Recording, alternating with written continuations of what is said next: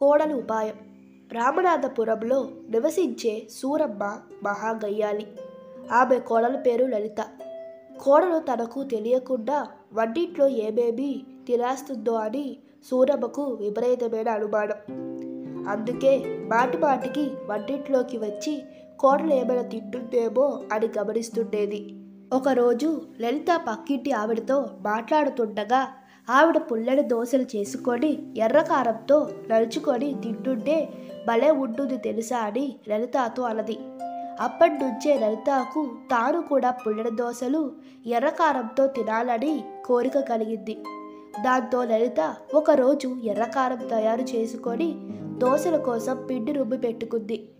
తీరా దోశ వేయబోతున్నప్పటికీ పెనం మీద సుయ్యి అని శబ్దం వచ్చింది.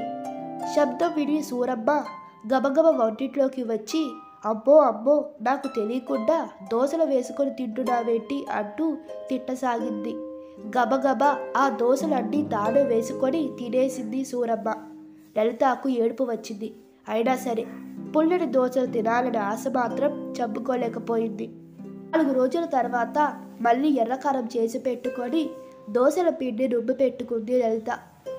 పెనం మీద నుంచి సుయ్యి అనే శబ్దం రాగానే సూరమ్మ పరుగు పరుగున వంటింట్లోకి వచ్చింది.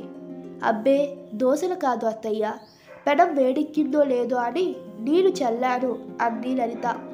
సూరమ్మ సరే సరే అంటూ వెళ్ళిపోయింది. 3వసారి కూడా అలాగే చేయడంతో దీనికి పెనం కాలిందో లేదని నీళ్లు చెల్లితే తప్ప తెలియడం లేదు. అదే తనైతే చూపులతోనే కనిపెట్టేస్తుంది అనుకుంది సూరమ్మ. మళ్ళీ సుయ్యి అనే శబ్దం వచ్చినా సూరమ్మ రాలేదు. దాంతో లలిత హాయిగా దోశలు వేసుకొని తినేసింది.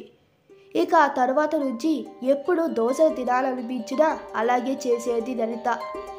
నీతి: మనల్ని బాధ పెట్టే వాళ్ళ నుంచి చిన్న చిన్న ఉపాయాలతో తప్పించుకోవచ్చు. ఈ కథ మీకు నచ్చినట్టయితే మీ అభిప్రాయాలు కామెంట్లో తెలపండి. Please like, share and subscribe to my channel. Thank you.